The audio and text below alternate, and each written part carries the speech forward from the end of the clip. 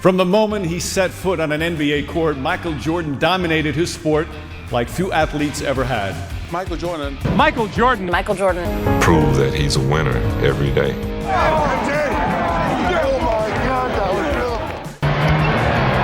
Jordan putting the moves on McKee and putting the ball in the basket.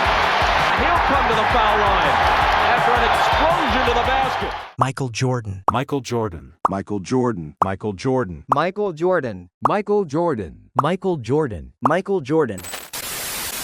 When you think of Michael Jordan's greatness, what comes to mind? The 6 championships, the clutch shots that defied physics, the incredible athleticism that made him seem like he was floating through the air?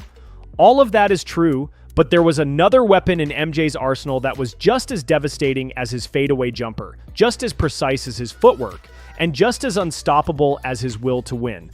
That weapon was his mouth. Michael Jordan didn't just beat you with his game, he got inside your head and made you beat yourself. He understood something that most athletes never figure out.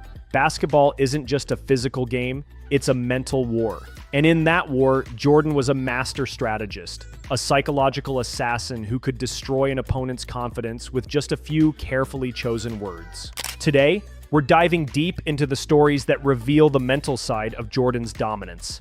These aren't just tales of trash talk, they're masterclasses in psychological warfare, told by the NBA legends who experienced Jordan's mental torture firsthand. From Hall of Fame players who learned never to challenge him, to superstars who were so intimidated they refused to even engage, these stories show how Jordan weaponized his mind to become not just a basketball legend, but the ultimate competitor who understood that sometimes the most devastating blow you can land on an opponent happens before the ball is even tipped. Out to Jordan, puts it on the floor against McKee, and the fadeaway is good. Jordan splits the defense and ties the game. Let's start with one of the most famous trash-talking stories in NBA history, told by none other than Reggie Miller himself.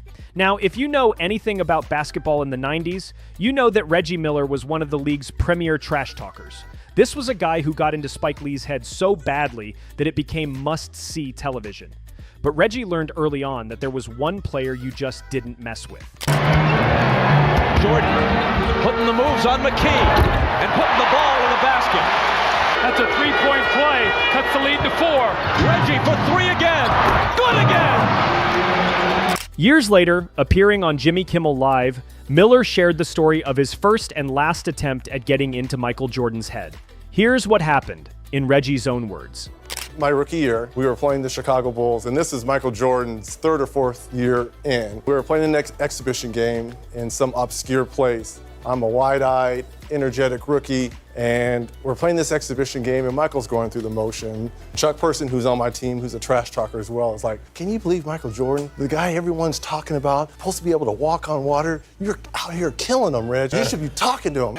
I have 10, and he has 4 points, right? I'm doing all this talking. He's into the game in the second half. He ended up with 44, and I ended up with 12. So he outscored me 40-2. And as he's walking off, he's like, be sure and be careful, you never talk to Black Jesus like that. Think about what happened here.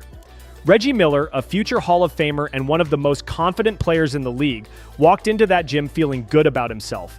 He was outplaying the supposed best player in the world. Chuck Person was hyping him up, telling him he was killing Michael Jordan. So Reggie did what any cocky rookie would do. He started talking trash. Miller, another 3. Got it again. Pacers playing for a first ever trip to the finals. 7 misses in a row for Jordan, but not 8.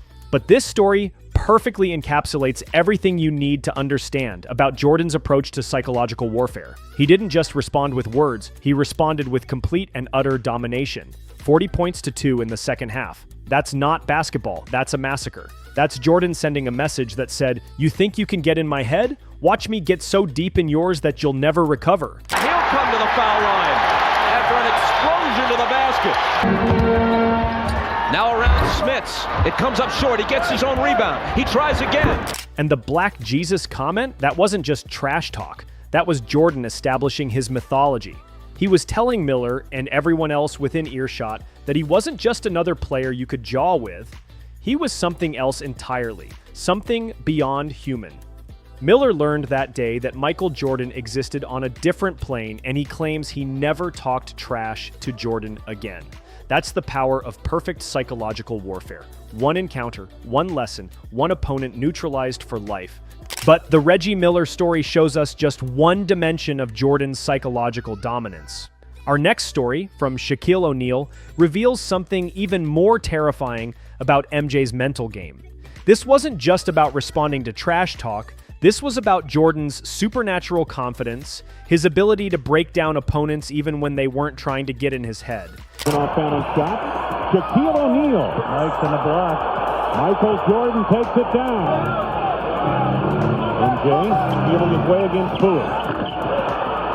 Shaq shared this story during an appearance on The Dan Patrick Show, talking about his former Orlando Magic teammate Nick Anderson. Here's what happened, according to the big Aristotle himself. I'm coming down, I'm going to throw it between my legs twice, I'm going to pump fake, and I'm going to shoot a jumper, then I'm going to look at you. That's exactly what he did. Stop and think about the level of confidence and psychological dominance required to tell your opponent exactly what you're going to do and then execute it perfectly.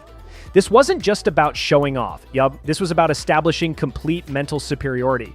Jordan was essentially saying to Nick Anderson, I'm so much better than you that even with advanced warning, you can't stop me. That kind of mind game doesn't just affect that one possession. It plants a seed of doubt that grows throughout the entire game, throughout the entire season, throughout a player's entire career.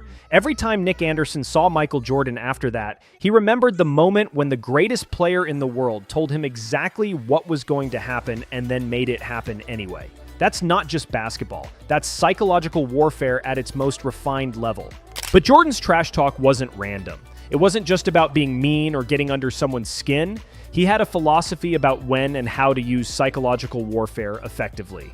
Let's see if all that trash talking starts when it's 0-0 instead of 5-6 point lead. That's where it starts.